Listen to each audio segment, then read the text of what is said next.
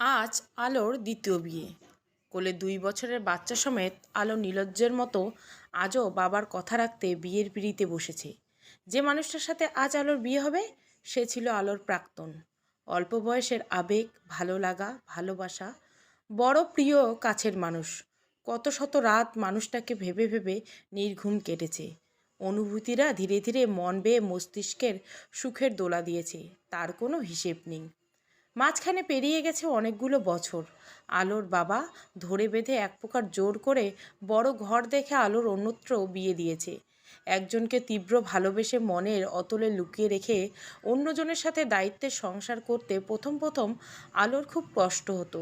কত রাত নীরবে চোখের জলে বালিশ ভিজেছে, তার কোনো ইয়াত্তা নেই। তবুও দিন শেষে সবাই বলতো, আলো রাজরানীর কপাল, সুখ শান্তিতে টইটুম্বুর। সেই সুখও বেশি দিন আলোর কপালে সইল না। এক অঝোর হাওয়া, অনাকাঙ্ক্ষিত খবরে সব কিছু কেমন এক নিমেষে শেষ হয়ে গেল। আলোর গায়ে বিধবার তকমা লাগলো। শ্বশুরবাড়ির পাড় চুকিয়ে বাবার বাড়িতে ছেলে সমেত আশ্রয় নিতে হলো। অভিশাপ লেগেছিল যে, অভিশাপ। কি এত ভাবছ?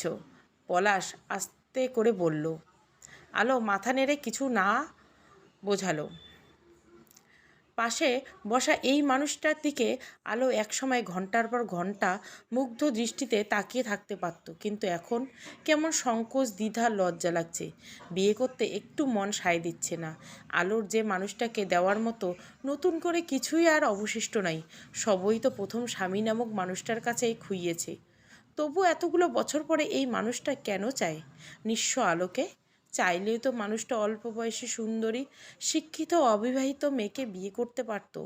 আলোর মতো মুখ মেঝেতে পড়া, চোখের নিচে গাঢ় কালি, সিজার করা চর্বিযুক্ত পেটের স্বাস্থ্যবান মেয়েকে খুব কি বিয়ে করার দরকার ছিল? ছিল না তো। তবু পলাশটা কিছুতেই আলোর কথা শুনল না। বাবার কথায় ধেই ধেই করে বিয়ে করতে চলে এলো। ভালোবাসা মানুষের সাথে বিয়ে নিয়ে যৌবনে মেয়েদের যতটা উচ্ছ্বাস থাকে, তার কিছুই আজ আর অবশিষ্ট নেই আলোর মনে। হোক না সে প্রেমিক পুরুষ, তবু একটা অবিবাহিত ছেলেকে বিয়ে করতেই হবে ভাবলে কেমন হীনমন্যতায় ভুগছে আলো। বাবাটাও কেমন, সবসময় আলোর উপর জোর করেই সব কিছু চাপিয়ে দেয়। নিজের মেয়ের ভালো করতে গিয়ে পরের ছেলের সাথে অন্যায় করা হলো নাকি? একবার ভেবে দেখে না। অথচ আলোর বাবা একজন স্কুল শিক্ষক। আলোর বুক চিরে দীর্ঘশ্বাস ফেলে। প্রথম বিয়ের মতো এত জাঁকজমকপূর্ণভাবে আজ আলোর বিয়ে হলো না। একদম ঘরোয়াভাবে খুব কাছের আত্মীয়দের উপস্থিতি পলাশ আলোর বিয়ে সম্পূর্ণ হলো। যদিও পলাশের বাড়ির তরফ থেকে এক মামা, কাজিন আর বন্ধু ছাড়া কেউ আসেনি। আসলে তারা বিধবা এক বাচ্চার মা আলোকে নিজের প্রবাসী মোটা বেতনের মাইনে পাওয়া ছেলের সাথে মেনে নিতেই পারছে না।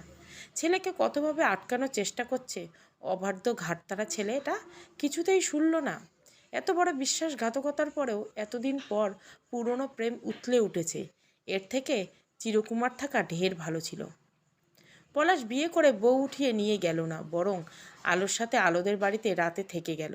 রাতে পলাশ আর আলোকে যখন এক ঘরে শুতে দেওয়া হলো, পলাশের শাশুড়ি মাকে উদ্দেশ্য করে পলাশ বলল, বাবুটাকে দিয়ে যান আম্মা। আলোর মা হুসনা বেগম লজ্জিত হেসে বলল, নাতি আজ আমার সাথেই ঘুমাবে। না মানে? কোনো মানে টানে না বাবা। অনির আমার কাছে রাতে শোয়ার অভ্যাস আছে। অনেক রাত হলো, এবার শুয়ে পড়ো তোমরা। কিছু লাগলে আলোকে বলো কেমন? আচ্ছা। পলাশ মাথা ঝাঁকায়। আলোর মা চলে যেতে পলাশ আস্তে করে দরজা লাগিয়ে দেয়। আলো বসা থেকে টেনে তুলে বুকের মাঝে শক্ত করে জড়িয়ে ধরে। কতগুলো বছর পর আলোকে এত কাছে এলো পলাশ। এই তো পলাশের নিঃশ্বাসের শব্দ শোনা যাচ্ছে। গা থেকে পুরুষালী ঘামার্ত বুনোগন্ধ ভেসে আসছে। আলো ঠোঁট উল্টে ফুপিয়ে কেঁদে দিল। পলাশ খুব যত্ন করে আলোর মুখখানি আজলায় ধরে অনেকক্ষণ মুগ্ধ দৃষ্টিতে তাকিয়ে রইল। এতদিনের তৃষ্ণার্ত দুচোখ মন ভরে দেখছে। ধীরে ধীরে আলোর ঠোঁটে, গালে, চোখে অনেকগুলো চুমু এঁকে দিল পলাশ। আলো অস্থির হয়ে সরে গেল। নিজেকে চট করে খোলসে মুড়ে নিল। আজকে আমাকে অভুক্ত রাখবে আলো? আমার এই দূরত্ব যে আর 1 মিনিটও সহ্য হচ্ছে না। পলাশ হতাশ হয়। আলো দুপা এগিয়ে আসে, পলাশের শার্টের কলার চেপে ধরে জেদি কণ্ঠে বলে, কেন বিয়ে করলে আমায়? দয়া দেখাতে নাকি প্রতিশোধ নিতে? ভালোবাসার মানুষের উপর কি দয়া দেখানো যায় পাগলি? এখন ভালোবাসো আমায়। পলাশ আলোকে আবারও নিজের সাথে শক্ত করে চেপে ধরল, বলল, আমি তোমার মতো স্বার্থপর না। তোমার মৃত্যুর 1 সেকেন্ড আগ পর্যন্ত আমি শুধু তোমাকেই ভালোবেসে যাব। আমার ভালোবাসার তীব্রতা কতটা গভীর তুমি বোঝো না? এত কিছু পরে আমরা দুজন আবারও এক হয়েছি। আমার খুব ভয় হয়। আমি অপয়া, অলক্ষী, জামাই খেকো রাক্ষসী। কে বলে তোমাকে এসব আজে বাজে কথা? পলাশ রেগে গেল। আলো আনমনা হয়ে বলল, সবাই বলে। আজ থেকে আর কারো কথায় কান দিবে না তুমি। আমি যা বলবো শুধু তাই শুনবে। আলোর চোখের জল মুছে সরে গেল। কাপড়ের কুচি একটানে খুলে ফেলল। পেডিকোটের ডোর খুলে পলাশকে তলপেটের কাটা জায়গা ভালো করে দেখালো, লাশ লজ্জার মাথা খেয়ে। এই যে কাটা দাগগুলো দেখছো না, এগুলো অন্য কারো সন্তান ধারণের দাগ। আমার এই নারী শরীরটা দীর্ঘ 7 বছর অন্য কেউ নিজের ইচ্ছে মতো উপভোগ করেছে।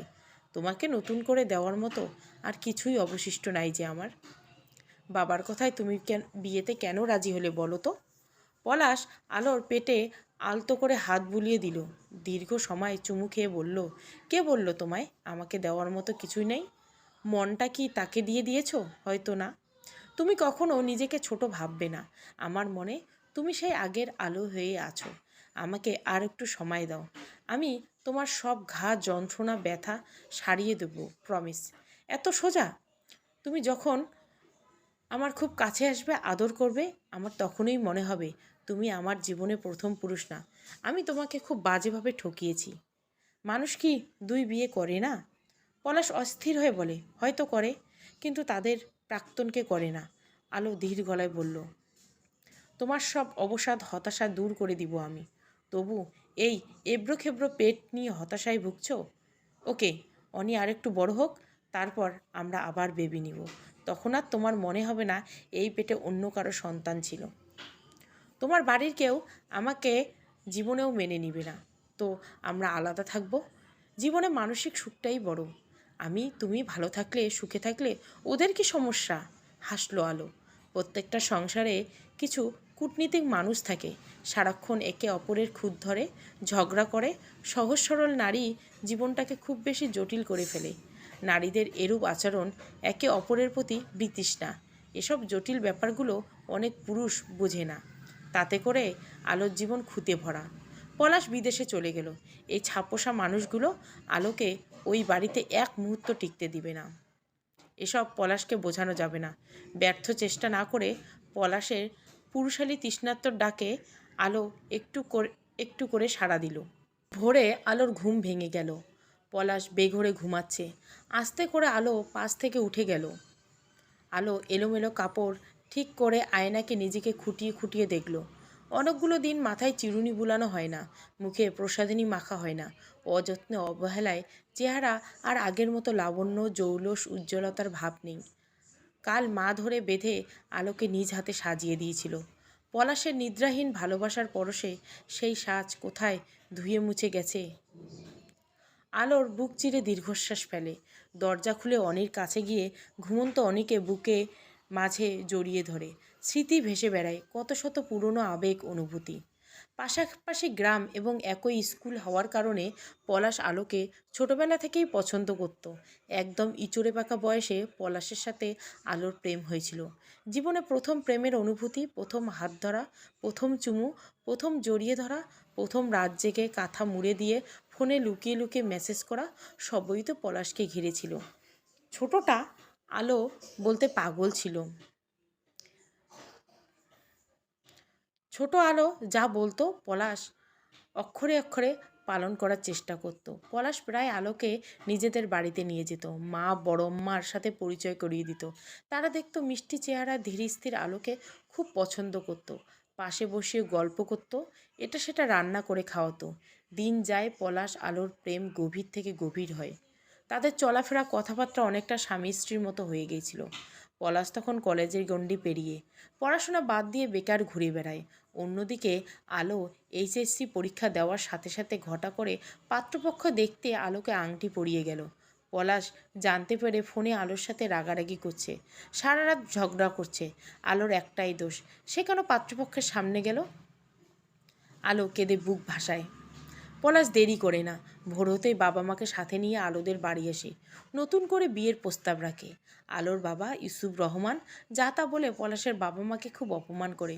কোন সাহসে তাদের বেকার ছেলের জন্য আলোকে চাইতে এসেছে তার কৈফিয়ত চায়।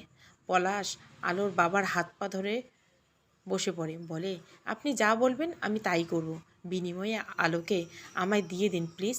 ইউসুফ রহমান তাচ্ছিল্য করে হাসে, বলে, আগে টাকা কামাও, ধনী হও, তারপর আমার মেয়ের হাত চাইতে আসো।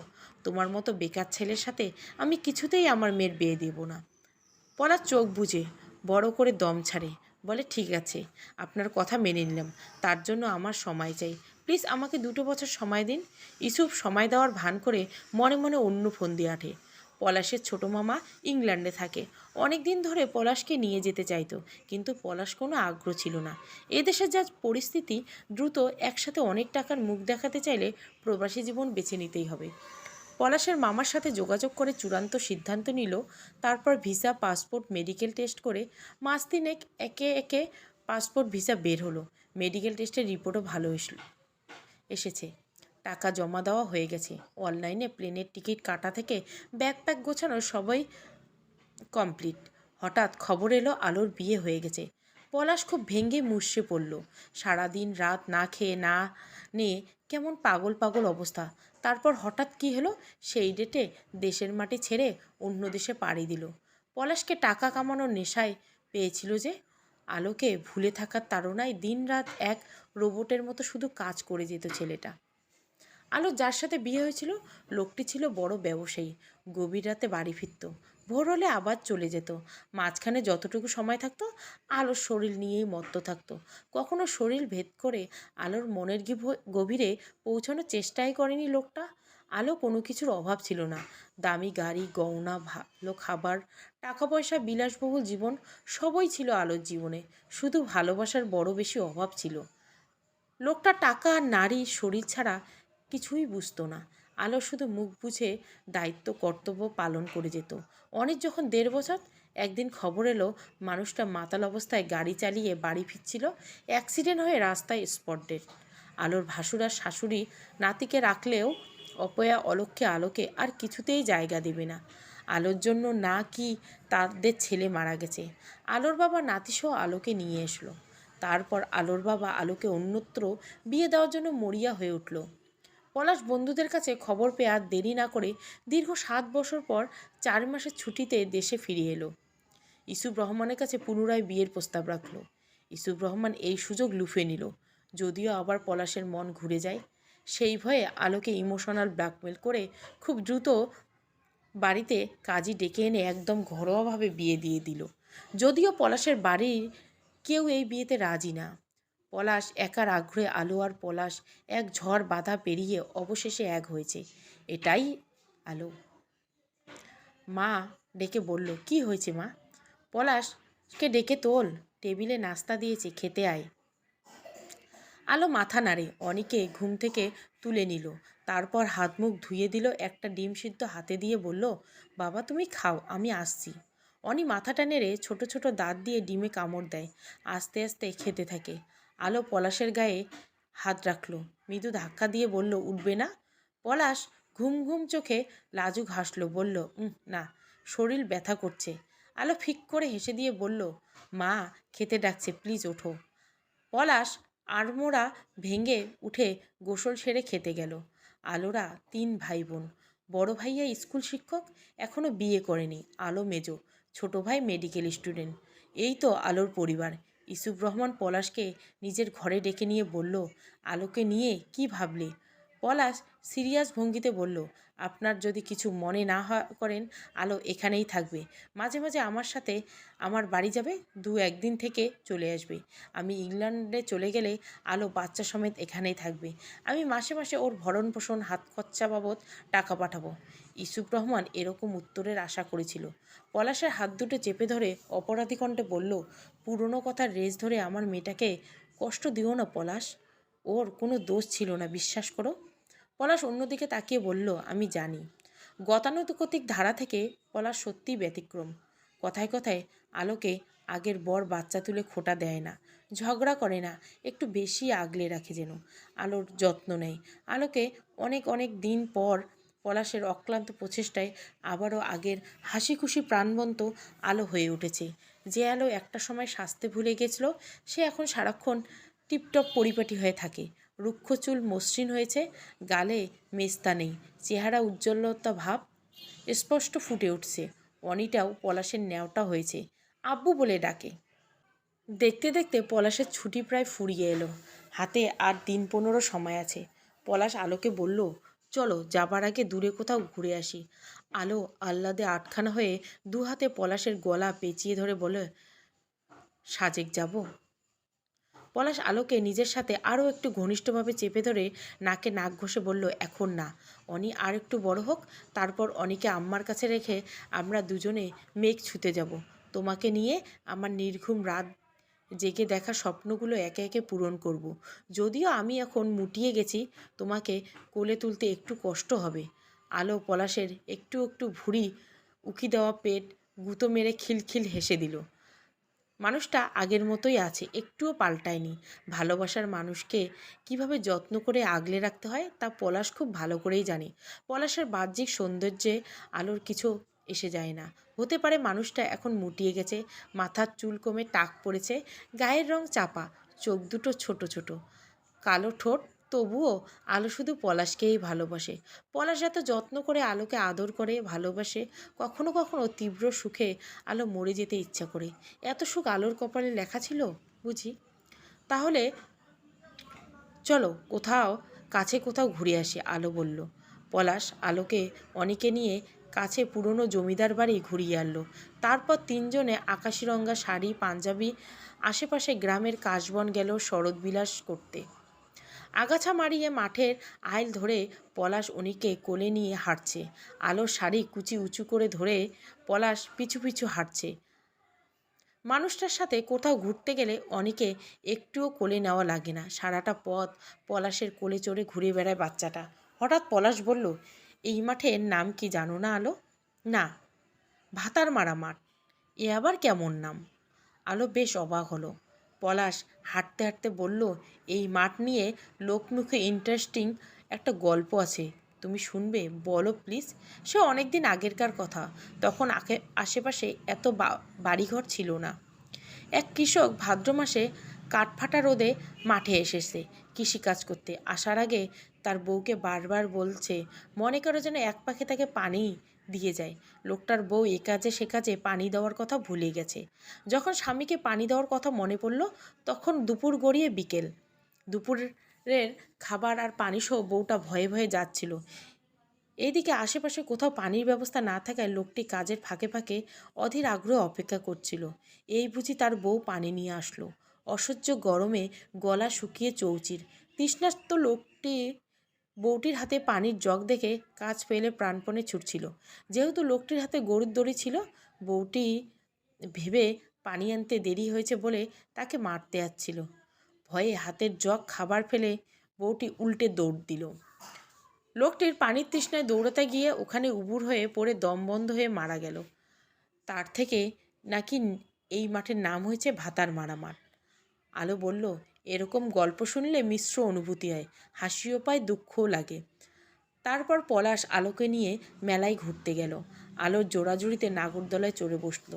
পলাশের খুব ভয় লাগছে। আলো বলল, চোখ বন্ধ করো, শক্ত করে ধরে বসো, দেখবে খুব মজা লাগবে, ভুলেও চোখ খুলবে না, তাহলে মাথা ঘুরবে। পলাশ তাই করলো। আশ্চর্যজনকভাবে পলাশের খুব ভালো লাগছে। দুজনে এক প্লেটে ভাগাভাগি করে ফুচকা খেলো, ছোলা বাদাম খেলো, জিলিপি খেলো। অনেক জন্য এত এত খেলনা কিনে সন্ধ্যার দিকে বাড়ি ফিরল। আলোর জীবনের সেরা কিছু মুহূর্ত পলাশের বিদেশ যাওয়ার আগে উপহার দিল। একটু একটু করে পলাশের যাওয়ার ডেট ঘনিয়ে এলো। আলো লুকিয়ে লুকিয়ে ব্যাকুল হয়ে কাঁদে। পলাশকে ছেড়ে থাকতে একটু মন সায় দেয় না। পলাশদের বাড়ি থেকে এক ফাঁকে পলাশ আলোকে ঘুরিয়ে এনেছে। রাতে আলো পলাশের বুকে মাথা রেখে বলল, না গেলে হয় না? পলাশ বুক ছেড়ে দীর্ঘশ্বাস ফেলে, আলোর মাথায় হাত বুলিয়ে দেয়, বলে, খাবো কি? কেন, তোমার জমানো টাকা দিয়ে আমাদের চলে যাবে? জমানো টাকা বসে বসে খেলে রাজার গোলাও ফুরিয়ে যায়। আর তো আমার অল্প কিছু টাকা, আমার একটুও ভালো লাগে না তোমাকে ছেড়ে থাকতে। তোমাকে অনার্সে ভর্তি করিয়ে দিব। পড়াশুনো অনেকে নিয়ে ব্যস্ত থাকো, সময় দ্রুত শেষ হয়ে যাবে। পলাশকে যেদিন বিমানবন্দরে ছাড়তে গেল সেদিন আলোর সে কি কান্না। সবার সামনে পলাশকে জড়িয়ে হাউমাউ করে কেঁদে চলছে মেয়েটা। পলাশের চোখে জল এসে গেল। বলল, এই পাগলি, এভাবে কাঁদছো কেন? তোমার এই কান্নারত মুখে আমাকে বিদায় দিবে? আলোর কেন যেন মনে হচ্ছে এই দেখাই দুজনের শেষ দেখা। হয়তো এরপরে দেখা হবে না, কথা হবে না। তবে তখন ওরা দুজনে দুই মেরুর বাসিন্দার হয়ে যাবে। আলো বিড়বিড় করে বলল, আমি কিছুতেই তোমাকে ছেড়ে থাকতে পাবো না। হয় আমাকে তোমার সাথে নিয়ে যাও, না হয় মেরে রেখে যাও। আলোর মা আলোকে বকে, ধমকে পলাশের বাহুডোর থেকে ছাড়িয়ে নিল। বলল, তোমার দেরি হয়ে যাচ্ছে, যাও বাবা। পলাশ আলো অনির কপালে চুমু এঁকে দিল। একটু একটু করে আলোদের চোখ আড়ার হয়ে গেল। বেশ কিছুক্ষণ যাবৎ ঠিকমতো খায় না, ঘুমায় না, সারাক্ষণ মনমরা হয়ে বাসে থাকে। পলাশ ভিডিও কল দিলে ঘন্টার পর ঘন্টা পলাশের সাথে কথা বলে সময় কাটায়। ফোন রাখলে আবার যেই কি সেই। সেবার স্বাভাবিক হতে অনেক দিন লেগেছিল আলোর। আলোর বাবা প্রাইমারি স্কুলের শিক্ষক। প্রতি বছর জানুয়ারি ক্রীড়া প্রতিযোগিতা হয়। এবারও সেই উপলক্ষে আলোদের পুরো পরিবারকে স্কুল কর্তৃপক্ষ দাওয়াত দিয়েছে। আলোর মা খুব শৌখিন মানুষ। দুটো কারণে ব্যাংকের লকার থেকে সব গহনা তুলে এনেছে।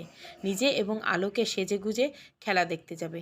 তাছাড়া ভাবি সমাজের সবাইকে দেখিয়ে বেড়াতে হবে তো, তাদের কত কত গহনা আছে। অন্যদিকে দুদিন পর তার ভাতিজির বিয়ে। ওদের বাড়িটা গ্রামে। বাড়ির সামনে আধা পাকা রাস্তা, পেছনে বিশাল মাঠ। রাস্তার পাশে হাওয়ার। ফেব্রুয়ারি মাসের হাড় কাঁপানো শীত। সন্ধ্যার পর থেকে বেলা 4টা পর্যন্ত চারপাশে কুয়াশায় আচ্ছন্ন থাকে। হুসনা বেগম ও আলো দামি শাড়ি, ভারী গহনা পরে ক্রীড়া প্রতিযোগিতা দেখতে গিয়েছিল। এলাকার কিছু বখাটে ছেলে অনেক দিন ধরে ওদের বাড়িটা নজর রেখেছে। দূরে কোথাও একজন মাস্টারমাইন্ড কিংবা ডাকাতের দলের লিডার একটা সাদা খাতায় আঁকিবুকি করে গোটা 30 জনের একটা টিমকে ভালো করে সব কিছু বুঝিয়ে দিচ্ছে। বিশেষ সূত্রে খবর পাওয়া গেছে, এইমাত্র আলোদের বাড়িতে ভরি ভরি 20 স্বর্ণ, 8-9 লাখ টাকার উপরে নগদ আছে। রূপোর গহনাও আছে অনেক। গভীর রাতে চারপাশে কুয়াশায় ঢাকা। জনা 30 লোক গামছা দিয়ে মুখ বেঁধে, হাতে ছুরি, চাপাতি, বন্দুক, লাঠি নিয়ে একটা ছোট্ট ট্রাকে এসে আলোদের বাড়ির সামনে নামলো। তারপর কিছু লোক আলোদের বাড়িটা পুরো ঘিরে ফেললো। বাকি লোক টিনের গেট পেরিয়ে বাড়ির ভিতর ঢুকলো। তারপর একে একে বাড়ির সব লাইট দক্ষ হাতে খুলে ফেলল। 8-10 জন ঢেকি ঘরে ঢুকে ঢেকি খুলে মেইন দরজা ঢেকি দিয়ে জোরে জোরে ধাক্কাতে লাগলো। আচমকা শব্দে আলোসহ সবাই ঘুম থেকে উঠে গেল। শীতে ভয়ে আতঙ্কে রীতিমতো জমে গেল। আজ আলোর ছোট ভাই অর্ণব বাড়িতে এসেছে টাকা নিতে। তাছাড়া দুদিন পর মামাতো বোনের বিয়ে। মামাকেও লাখ 5 টাকা ঋণ হিসাবে দিতে হবে। আলোর ক্যাবিনে টাকাও ব্যাংকে রাখা হয়নি। বেশ মোটা অঙ্কের টাকা আছে বাড়িতে। গহনাগুলো আলমারিতে গোপন ডয়ারে রাখা। ইউসুফ রহমান ও হুসনা বেগম শব্দহীন কেঁদে কেঁদে দোয়া দরুদ পড়তে লাগলো। গহনাগুলো আলমারি থেকে বের করে এখানে সেখানে ফেলে রাখলো। আলো ঘুমন্ত অনিকে বুকের মাঝে টেনে নিল। কাপা কাপা হাতে পলাশের নাম্বারে ফোন দিল। পলাশ কাজে ব্যস্ত থাকায় ফোন কেটে দিল। আলো আবারও ফোন দিল। লাগাতার ফোন দিতে থাকলো, ততক্ষণে দরজা প্রায় ভেঙে ফেলার দশা। পলাশ ফোন রিসিভ করে বলল, কি করো? আমি একটু ব্যস্ত আছি, পরে ফোন দেই। আলো কেঁদে বলল, বাড়িতে ডাকাত পড়েছে, আমার ভয় করছে যে কোনো মুহূর্তে দরজা ভেঙে ফেলবে। এত দূর থেকে পলাশের বুকের ভিতর ছ্যাঁত করে উঠল। কাজ ফেলে ফাঁকা জায়গায় চলে গেল। ফোনটা কানের সাথে আর একটু শক্ত করে চেপে ধরল। আলো আলো, আমি যা বলি মন দিয়ে শোনো। তুমি অনেকে নিয়ে বাথরুমে যাও, ভেতর থেকে দরজা লক করে যাও। বাবা মা ভাইকে রেখে আমি এখন লুকাবো? আলো হেঁচকি তুলে বলে। পলাশ খুব দিশেহারা লাগছে। কাছে থাকলে একটা কথা ছিল। বলল, আমার কথা শোনো লক্ষ্মীটি। ডাকাত দল দরজা ভেঙে ঘরে ঢুকে পড়েছে। একে একে সবার হাত থেকে ফোন কেড়ে নিয়ে সুইচ অফ করে দিল। তারপর ঘুমন্ত অনিকে আলোর কোল থেকে টেনে নিয়ে গলায় ছুরি ধরল। বলল, কোনো কথা না, কোনো শব্দ না, বল আলমারির চাবি কোথায়? পুরো ঘর, বিছানা, সোফা নিমেষে ওলটপালট করে ফেলল। ইউসুফ রহমান হাত মুখ বেঁধে বিছানায় ফেলে দিল। হোসনা বেগম বলল, আলমারির চাবি টিভির বাক্সে। তোমরা যা খুশি নিয়ে যাও, কারো কোনো ক্ষতি করো না। আলমারিতে খুব বেশি স্বর্ণ টাকা পাওয়া গেল না। হুসনা বেগমের গাল বরাবর বেশ কয়েকটা থাপ্পড় মারল। গাল দুটি শক্ত হাতে টিপে ধরে বলল, কোথায় কি কি আছে সব ভালোই ভালোই বলে দে বলছি, তা না হলে মেরে রেখে যাব। হুসনা বেগম ব্যথায় চিৎকার দিয়ে উঠল, তবে মুখে কিছু বলল না। ঠোঁট কেটে রক্ত পড়ছে। আলোর দিকে চোখ পড়তে আলোকে টেনে নিল, এক থাবায় বুকের ওড়না খুলে ফেলল। আলো চেঁচিয়ে উঠতেই দুর্গন্ধযুক্ত ঠোঁট দিয়ে আলোর ঠোঁট চেপে ধরল। আরেকজন ওড়না দিয়ে আলোর হাত দুটো শক্ত করে বেঁধে ফেলল। বুকের মাংসপেশিতে হাত দিতে তীব্র ব্যথা, অসহ্য যন্ত্রণায় আলোর চোখ উল্টে গেল। দয়ামায়াহীন লোকগুলো তবু থামল না। প্রায় অর্ধেক ওড়না আলোর মুখ গুজে দিল। নিজের মেয়ে বা বড় বোনে চোখের সামনে এমন নিষ্ঠুর পরিণতি কোনো বাপ ভাইয়ের সহ্য হয় না বলুন তো? আলো ছোট ভাই অর্ণব লুকিয়ে থাকতে পারল না, লাঠি হাতে বেরিয়ে এলো।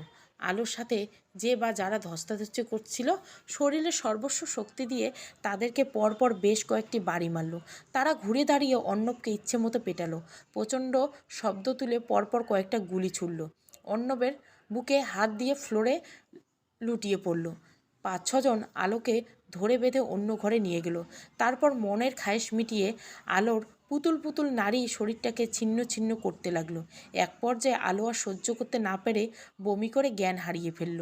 বাইরে যারা ছিল তারা তাড়া দিয়ে বলল, কই হলো তোদের? গুলাগুলির শব্দে গ্রামের লোকজন জেগে গেছে। আর দেরি করা যাবে না।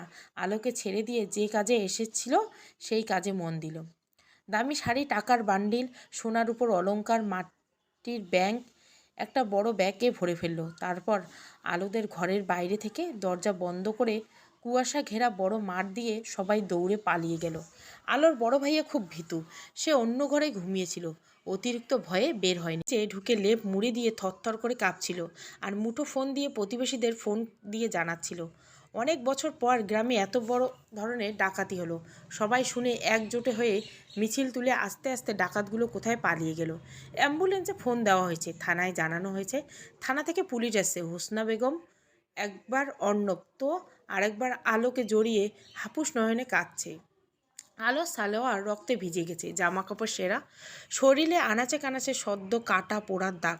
হুসনা বেগম কোনো রকমে একটা বড় ওড়না দিয়ে আলোর শরীর জড়িয়ে দিল। ভোর 5টার দিকে আলো অর্ণবকে অ্যাম্বুলেন্সে তুলে দেওয়া হলো। সাথে আলোর বাবা বড় ভাইয়ে গেল। হোসনা বেগম নাতিকে নিয়ে বাড়িতে রয়ে গেল। প্রতিবেশীরা এসে হোসনা বেগমের মাথায় পানি দিয়ে ঢেলে কাপড় পাল্টে দিল। একটানা অনেকক্ষণ কাঁদতে কাঁদতে গলা বসে গেছে। এখন হাত নেড়ে কপাল থাবড়ে বিলাপ করছে। এই গ্রামে শীতের দিনে চুরি হয়, কিন্তু এতগুলো বছর পর এত বড় ডাকাতি এই প্রথম। গ্রামের সহজ সরল মানুষগুলো ভয় পেয়ে গেছে। পলাশ সবার নাম্বারে পাগলের মতো ফোন দিয়ে যাচ্ছে, কারো ফোন খোলা নেই, সবার ফোন বন্ধ। পলাশ দিক দিশা না পেয়ে অঝরে কেঁদে দিল। মাথা কাজ করছে না। সেই যে আলোর সাথে কথা বলতে বলতে হুট করে লাইনটা কেটে গেল, তারপর থেকে কারোর সাথে যোগাযোগ নেই। চোখের জল মিশে টেবিলের ড্রয়ার থেকে ভিসা বের করলো ও সিট। আর মাত্র 8 দিনের ভিসার মেয়াদ আছে। তবুও পলাশ খুব একটা নিরাশ হলো না। অনলাইনে প্লেনের টিকিট কাটতে গেল, দুর্ভাগ্যক্রমে একটাও টিকিট নেই, সব সিট বুকিং। ও আল্লাহ, প্রবাস জীবন এত কঠিন কেন? মন চাইলে আপনজনের বিপদে যাওয়া যায় না, পাশে থাকা যায় না? আলোর বড় ভাইয়া শফিকুল পলাশকে ফোন দিল, বলল, কিরে ভাই, কি করো ভাই? পলাশ অস্থির হয়ে লাইনটা কেটে দিল। নিজের থেকে ফোন করে বলল, আলো কেমন আছে ভাইয়া? বাড়ির সবাই ভালো আছে তো? কারো কোনো ক্ষতি হয়নি তো? আপনার এই নাম্বার তো আমার কাছে ছিল না। শফিকুল বলল, আলোকে ওটিতে নিয়ে যাওয়া হচ্ছে, অবস্থা ভালো না, অর্ণবকে মেরে মাথা ফাটিয়ে দিয়েছে, বুকে পেটে গুলি লাগছে। আমি আদো আদো জানি না আমার ভাইটা বাঁচবে না কি। ওর অপারেশন চলছে। আমার হাতে খুব বেশি টাকা নেই, ব্যাংকে যা আছে ওদের দুজনের চিকিৎসা হবে না। আমি বুঝতে পারছি না, তুমি প্লিজ কিছু করো ভাই। পলাশ বড় দম ছাড়লো, বলল, টাকা নিয়ে একদম চিন্তা করবেন না, ওদের বেস্ট ট্রিটমেন্ট দেওয়ার ব্যবস্থা করেন আপনি। যত টাকা লাগবে আমি আপনার অ্যাকাউন্টে পাঠাবো। এক ফাঁকে অ্যাকাউন্ট নাম্বারটা মেসেজ করে দিবেন প্লিজ। তুমি আসবে না পলাশ? আমার ভিসার মেয়াদ শেষ, নতুন করে রিকভারি করতে টাইম লাগবে, তাছাড়া এখন অনেক টাকার প্রয়োজন। আমি গেলে টাকার ব্যবস্থা কিভাবে হবে? তাও ঠিক। পলাশ লজ্জা পেল বলতে, তবুও বলল, আলোর গুরুতর কিছু হয়েছে ভাইয়া? ওরা ওরা খুব বাজেভাবে। আলোর সাথে আর বলতে পারল না পলাশ। শফিকুল বলল, আমি তোমাকে ডাক্তারের সাথে কথা বলিয়ে দিব, আলোর সাথে ঠিক কী কী হয়েছে তুমি ডাক্তারের কাছ থেকে জেনে নাও। এখন রাখি, অর্ণবের রক্ত লাগবে, রক্তের ব্যবস্থা করতে হবে। পলাশ ফোন কেটে আলোর ছবিটা বুকের সাথে চেপে ধরল, বিড়বিড় করে বলল, তোমার আমার এক হওয়ার পরেও এত কেন বাধা আসে আলো? কেন প্রকৃতি আমাদের মিলিয়ে দিয়েও আবার মাঝখানে এত বড় দেওয়াল তুলে দিল? কত কষ্টে তোমাকে আমি স্বাভাবিক জীবনে ফিরিয়ে এনেছিলাম, এখন তো আমিও নেই। কার কি ক্ষতি করেছি আমরা? প্রকৃতি আমাদের উপর কিসের প্রতিশোধ নিচ্ছে বলো তো আলো? পাশের রুমের ছেলেটা এসে বলল, ভাই কাজে যাবেন না? পলাশ আলোর ছবিটা চট করে ড্রয়ারে তুলে রাখলেন। ছেলেটার অগোচরে চোখের জল মুছে নিয়ে বলল, তুমি যাও, আমি আসছি। এর বুকের আশেপাশে দুটো গুলি বের করা গেলেও একটা গুলি হার্ট ব্রেক করে ভেতরে ঢুকে গেছে। ডাক্তার অনেক দিনের ওষুধ লিখে দিয়েছে, সেগুলো নিয়মিত খেতে হবে। যেহেতু জিরার মতো ছোট ছোট গুলি, তাই আশা করা যায় খুব বেশি সমস্যা হবে না। ওষুধ পুষ্টিকর খাবার খেলে আস্তে আস্তে সেরে উঠবে। অন্যদিকে আলোর জনিপথে অনেকখানি ছিঁড়ে গেছে, 6টা সেলাই লেগেছে। একা একা উঠতে পারে না, বসতে পারে না, শুতে পারে না। সবসময় একজন না একজন আলোর সাথে লেগে থাকে। অবশ ছুটে যাওয়ার পর থেকে আলোর জনিপথে অসহ্য যন্ত্রণা করে, জ্বলে পুড়ে যায়।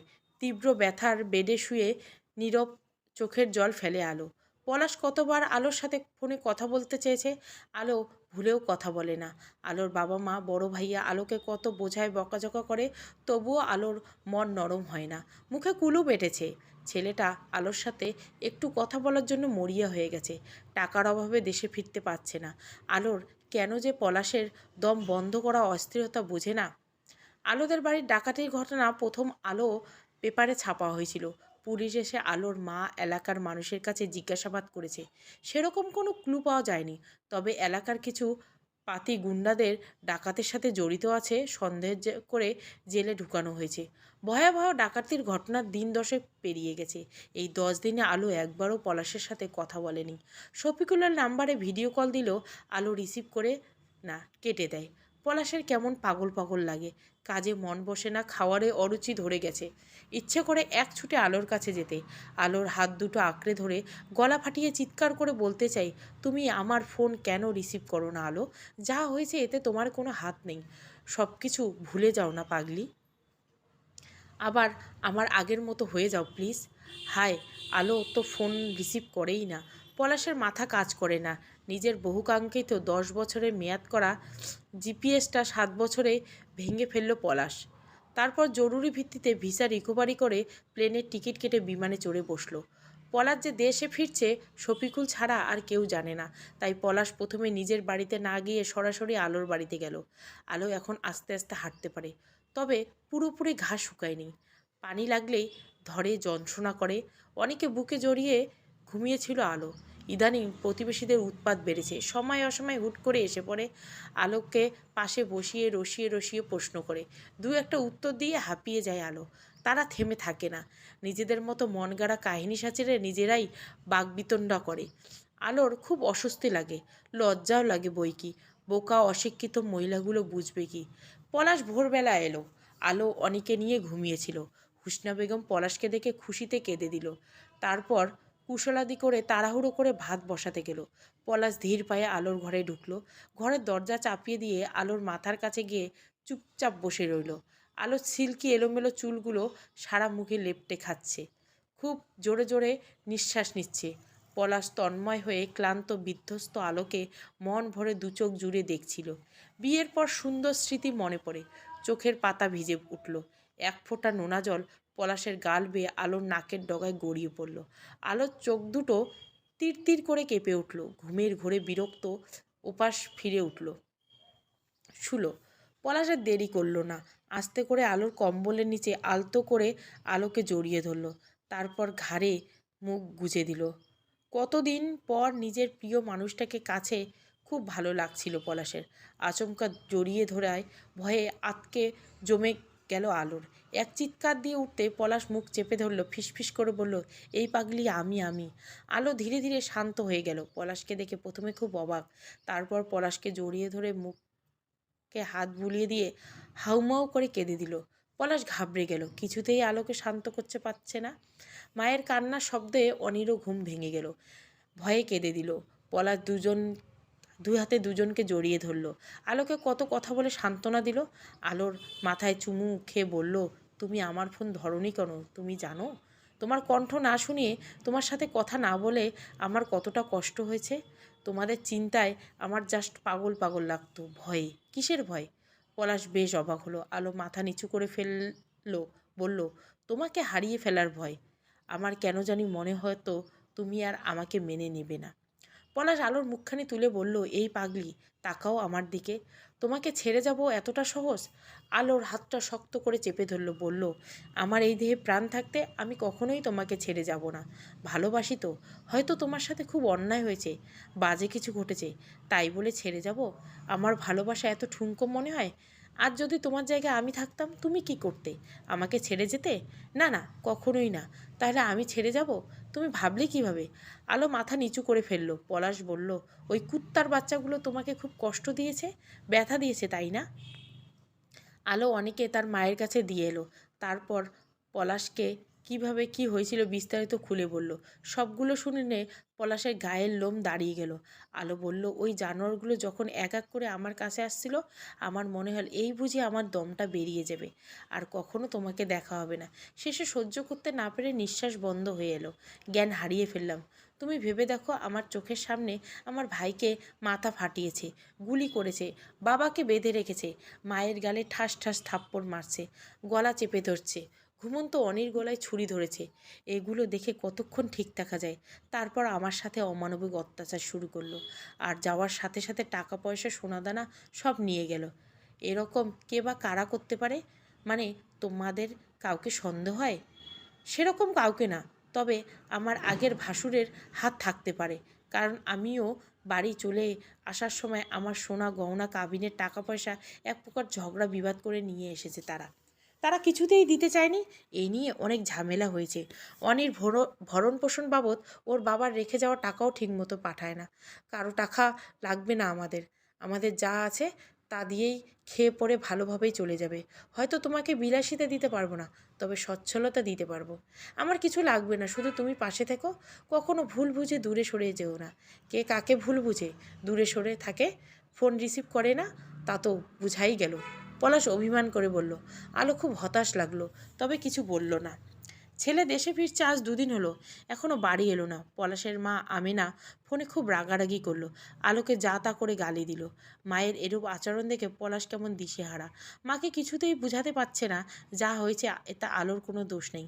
আমেনার একটাই কথা, এই ধর্ষিতা কলঙ্কিনী বউকে কিছুতেই মেনে নেবে না তিনি। আমেনা এতদিন আলোকে দেখতে না এলেও পলাশ আসার পর একদিন তার ছোট বোনকে সাথে নিয়ে হুট করে চলে এলো। পলাশ বলল, কেমন আছো আম্মা? মায়ের খোঁজ খবর নেওয়ার সময় আছে তোর? তোর ইদানিং এতই ব্যস্ততা বেড়েছে, একবার বাড়ি যাওয়ার প্রয়োজন বোধ করলি না? কথাটা আলোর দিকে কড়া দৃষ্টিতে তাকিয়ে বলল আমেনা। খোঁচা আলো শুকনো ঢোকের মতো হজম করে নিল। আমেনা বলল, তুই একটু বাইরে যা, তোর বউয়ের সাথে আমার দরকারি কথা আছে। যা বলার আমার সামনে বলো, দুটো কথা বলবো। তোর বউয়ের তো আমি খেয়ে ফেলবো না। আমেনা চাপা কণ্ঠে বলল। আলো দীর্ঘশ্বাস ফেলে বলল, তুমি ঘরের বাইরে যাও প্লিজ।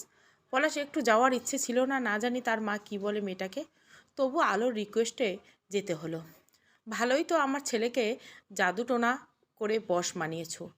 আমার কথা শুনলো না, অথচ তুমি একবার বলতে সুটসুস করে চলে গেল। আলো কিছু বলল না, চুপ করে রইল। আমিনা একটু বিরক্ত নিয়ে আবারও বলল, সেই রাতে ঠিক কতজন তোমার সাথে শুয়েছিল? লজ্জায় অপমানে আলোর কান গরম হলো। আমিনা থেমে থাকে না, নিজের মনে বলে যায়, এত লজ্জা পাওয়ার কী আছে? তুমি তো নতুন না। মাঝখানে তোমার জন্য আমার ছেলের জীবনটা নষ্ট হতে বসেছে। তোমাকে অনেক দিন আগেই আমার ছেলের জন্য চাইতে এসেছিলাম। তোমার বাবা একগাদা কটূক্তি শুনিয়ে অপমান করে তাড়িয়ে দিল। আমার ছেলের একটাই দোষ, কাজবাজ করে না।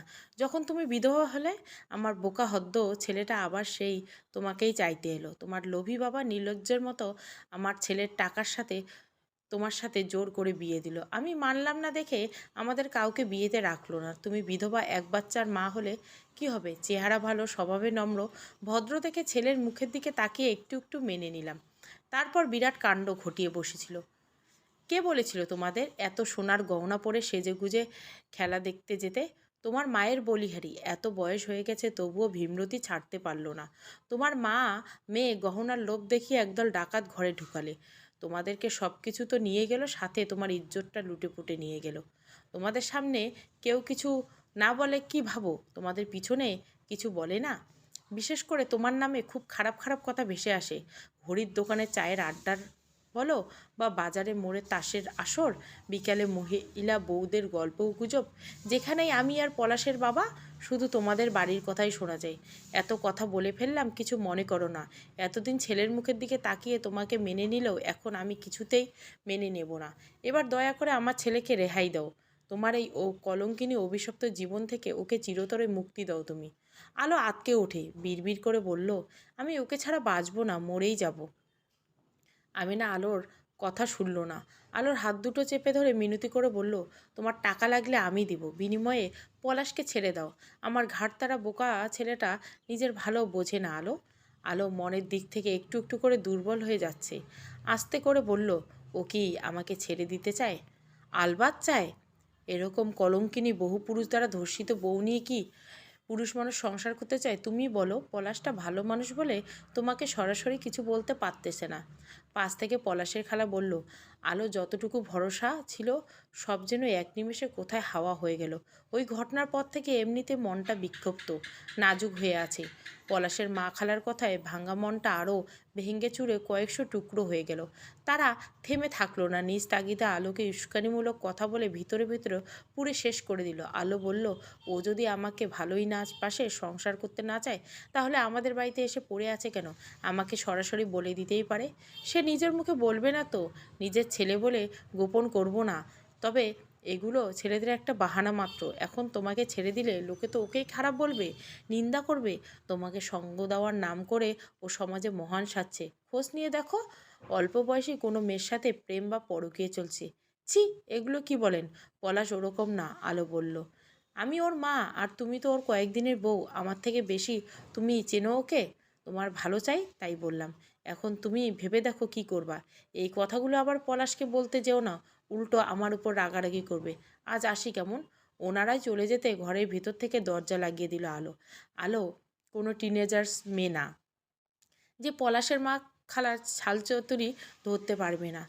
এছাড়া দীর্ঘ 7 বছর করার সংসার করার অভিজ্ঞতা আছে আলোর। খুব সহজেই ধরে ফেলল পলাশের মা খালার আসল উদ্দেশ্য। তবে এখন সে পলাশকে কিছুই বলবে না। যেভাবে চলছে চলুক। তবে আলোর খুব ভয় করে, কোনো কারণে পলাশের মন ঘুরে যাবে না তো। তারা আলোকে পলাশের থেকে আলাদার জন্য যে জাল বিছিয়েছে, মনে হয় আর কোনোদিন আলো মাথা উঁচু করে শ্বশুরবাড়িতে ঢুকতে পারবে না। তারা এক মুহূর্ত আলোকে টিকতে দিবে না। শেষ পর্যন্ত পলাশের সাথে বড় শখের সংসারটা টিকলে হয়। যেভাবে আলোর কানে পলাশের নামে একগাদা বিষ ঢেলে দিল, সেই একইভাবে পলাশের কানেও আলোর নামে বিষ ঢালবে না তার কি গ্যারান্টি? পলাশ যখন ঘরে এলো, আলো বলল, তোমার বাড়ি থেকে ঘুরে আসো। তোমার মা তোমাকে কি বলছে আলো? আরে তেমন কিছু না, ডাকাতির ঘটনা জিজ্ঞাসা আর কি। আমার কাছে লুকিও না, সত্যি বলছি।